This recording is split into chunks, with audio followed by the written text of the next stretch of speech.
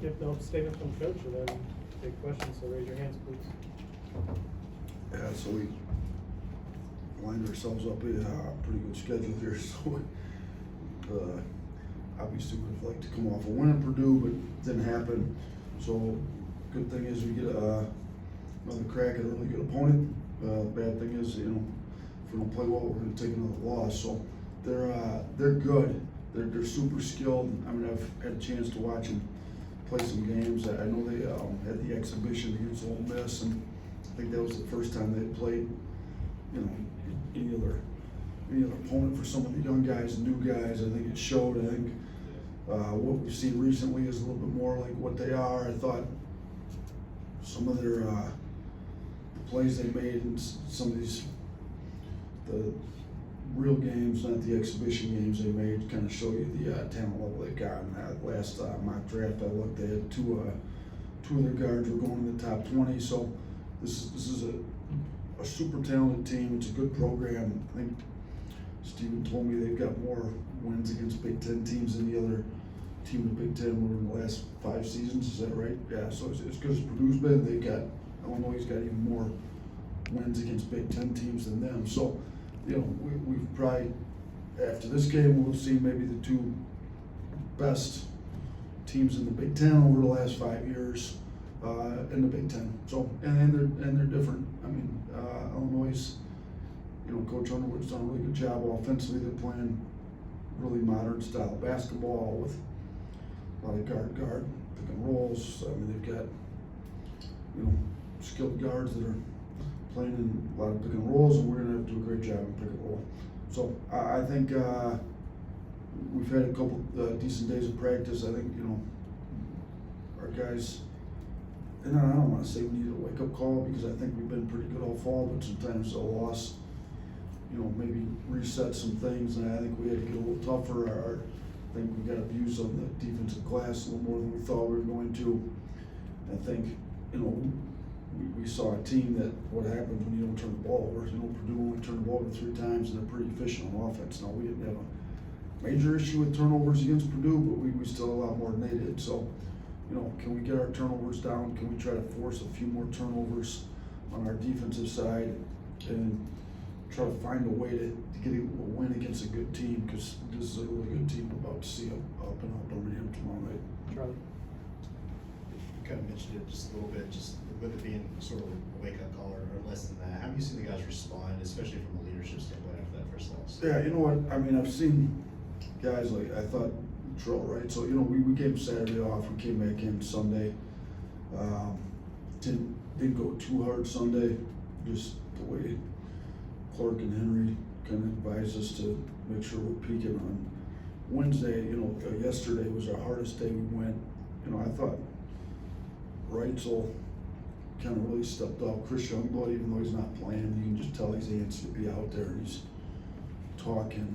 I think some of the Houston Mallet, even though he's redshirted, kind of really tried to make sure our guys are ready to go. And I think, you see, so I thought Jaron Stevenson had a great day Monday. So, we kind of looked at his shots. I know he's struggling to shoot a little bit, but most of his shots he's missing have come off terrible passes. And we kind of made the point to our guards, we got to help him out. And he's a really good shooter if we put it, I thought our guys did a pretty good job finding them where they needed to in practice on Monday, and he was making shots. I thought Holloway had a pretty good practice on Monday too. Yeah, Coach, just what did you see from LeBaron and Filon? What did that performance kind of show you? I know he came in a loss, but he still performed really well in his first ever college road game in that kind of environment. Yeah, I mean, he showed what a competitive kid he is. The day he walked on campus in June, I mean, he came here. Me and Coach Murphy were just talking about it earlier today because he got a call from some NBA scouts and he's shooting up the draft boards. We've seen, but he came in with the right mindset. He came in, not expecting any minutes, just whatever he could earn, he's going to be happy with. He came in with 0 expectations on NBA stuff, just came here trying to get better, going to compete as hard as he can, make himself better, and make the program as good as it can. I think when you come in with the right mindset, it parlays itself into really good basketball. And I think how hard he's competed since he stepped on campus, how much he's been willing to be coached, the improvements he's made just in playing the way we want him to play. You know, he's also a guy that gets the ball out of his hands pretty quick. You know, two guys get on him, he gets it out, he's moving the ball, so he's more efficient. And, you know, and the NBA people recognize him because he's shooting up draft boards. Somebody sent me something earlier today. He's like, somebody's got him projected 24th. And, you know, we got to keep him thinking the right things. We don't want our guys playing for the NBA, but to me, that's a byproduct of playing the right way. It just happens when you're got that kind of talent, you play the right way, then those types of things happen. Okay. Illinois matches Alabama with 9 players, averaging 11 or more minutes for the first couple games of the season. What's it like going against a team that also uses a large amount of depth? Yeah, this isn't a game where, you know, we're going to be talking about getting into their bench by running them. You know, we're obviously not going to slow it down. That's not how we play, but it's more like we just got to play at our pace because that's how we play, not necessarily play to tire them out and run them because they're deep too. But I do think, you know, we can, you know, we've got depth, they've got depth, but we've got to use our depth accordingly, not be afraid to go into it, you know, and make sure that we've got fresh guys in all the time, knowing that they're most likely going to have somebody fresh in. So let's not leave somebody on the floor a while going tired against their fresh guys because they're bringing them in fresh. So, yeah, I mean, they've got a good roster. They're talented, they're deep, they've got young talent, they've got old talent. You know, they brought in transfers kind of like we did, and they brought in super talented young kids too. Up front, Jack. And Nate, you said after Purdue, you guys were kind of hit unexpectedly a little bit with some of the post-up stuff they brought at you and how good they were. How much of a point of emphasis has that been this week, especially facing another big team in Illinois? Yeah, we definitely spend time on it. You know, we've got to do a better job defensively, making everything about the team and not leaving guys on an island. You know, and we should have done better as coaches. You know, it's kind of one of those deals where I think, you know, last year we played some really good bigs and we just knew we had to double. You know, Zach Edey, everybody pretty much had to double them. Well, even Purdue, so this is the first high major team they've played, you know, since Zach Edey's been gone. And I don't think anybody realized how good maybe they still were in the post, you know, especially their starting center went out for the year. But man, they're tough. But then start thinking about it, well, they've been going against Zach Edey for the last 3 years or whatever. They better be tough because he's one of the biggest guys I've ever seen play basketball. So, you know, we got a little wake up as far as some of our post D. We spent 3 days on it, whether it's video or actually in practice, and I think we'll be better. And Illinois doesn't post nearly as much as Purdue. They play a lot more out pick and roll, but they will post some, and they'll post their guards a little bit too occasionally. So we've got to be ready for it. Tony.